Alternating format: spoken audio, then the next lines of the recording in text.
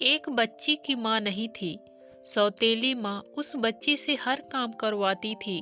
4 बजे भोर में वह बच्ची जाकर स्कूल के समय तक हर काम करती थी। उसके बाद स्कूल जाती थी। सौतेली माँ अपने बच्चे को टिफिन देती थी, लेकिन उस बच्ची को टिफिन भी नहीं देती थी। लेकिन बच्ची को कोई एतराज नहीं था। पिता कभी महीने में कमा कर घर आता था। उस बच्ची की सौतेली माँ काफी मान जान करने लगती थी। पिता के जाने के बाद फिर वही कार्य करवाती थी। बच्ची पढ़ने में तेज थी। धीरे धीरे बड़ी हो गई। पिता को विवाह की चिंता सताने लगी। एक दिन लड़की के पिताजी बिटिया की शादी की जिक्र कर दी। सौतेली माँ ने कहा कि हमारे रिश्ते में एक लड़का है, दहेज भी नहीं लेगा, थोड़ा गरीब है, परिवार ठीक है। लड़की चूंकि पढ़ना चाह रही थी, लेकिन जबरदस्ती मंदिर में विवाह करके उसे उसके ससुराल भेज दी। लड़की जब ससुराल गई, उसे अपनी बदनसीब किस्मत सोचकर कुछ बोली नहीं, लेकिन लड़के ने कहा कि आप बुरा ना मानो तो एक बात कहें।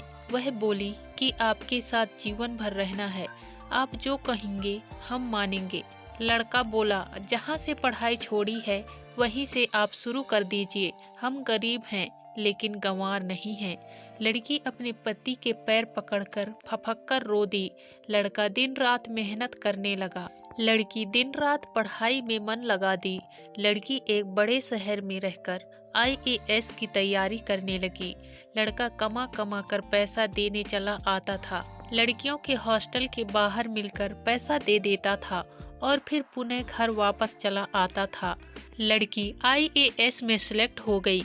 वह IAS की ट्रेनिंग पर चली गई और किसी दूसरे प्रदेश में DM बन गई। संयोग से लड़का पता लगाकर जब वहां पहुंचा तो लड़की की सारी व्यवस्था देखकर लड़का खुद शर्मिंदगी खाने लगा और वह मन बना लिया कि हम खुद इनके जिंदगी से दूर हो जाएं।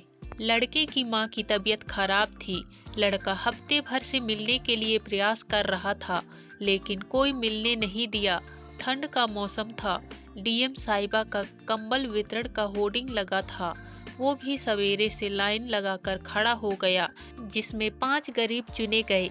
उसमें वह लड़का भी था। DM साहिबा गाड़ी से उतरी और एक एक करके कंबल देना शुरू की। जब 5वें आदमी को कंबल देने की बारी आई, वह लड़का अपना मुंह तौलियों से बांधे खड़ा हो गया। DM साहिबा जैसे ही कंबल हाथ में दी, लड़के की आंखें नम हो गई और धीरे से बोला कि साहब, हमारी माँ की तबीयत खराब है, माँ को यहीं लाया हूँ। आप सरकारी अस्पताल में फोन कर दीजिए जिससे मेरी माँ का सही इलाज हो सके। DM साहिबा आवाज को पहचान ली और हाथ पकड़कर फपक कर रो पड़ी और बोली कि आप कब आए, मुझे बताए क्यों नहीं, माँ जी कहाँ हैं? उसने इशारा किया। इतने में वह खुद चल दी। अपनी गाड़ी में सबको बिठाई, अपने आवास ले गई। तत्काल सबके लिए ठंडक के कपड़े खरीद कर लाई। लड़का बोला कि आप बहुत बड़ी अधिकारी हो गई हैं। तो वह बोली कि तो क्या हुआ, आप हमारे पति थे और हैं। आप लोगों को हम कैसे भूल जाएंगे? आप मेरे लिए दिन रात मेहनत किए, आपकी देन है कि मैं यहाँ खड़ी हूँ। यह सुनकर लड़के की आंखें नम हो गई। इतने में DM साहिबा भी अपनी आंखों में आंसू रोक न पाई और अपने पति के गले सिमट कर रो पड़ी और अपने परिवार के साथ रहने लगी। आज की कहानी में बस इतना ही दोस्तों। इसी तरह मिलते हैं फिर किसी नई कहानी के साथ। तब तक के लिए धन्यवाद।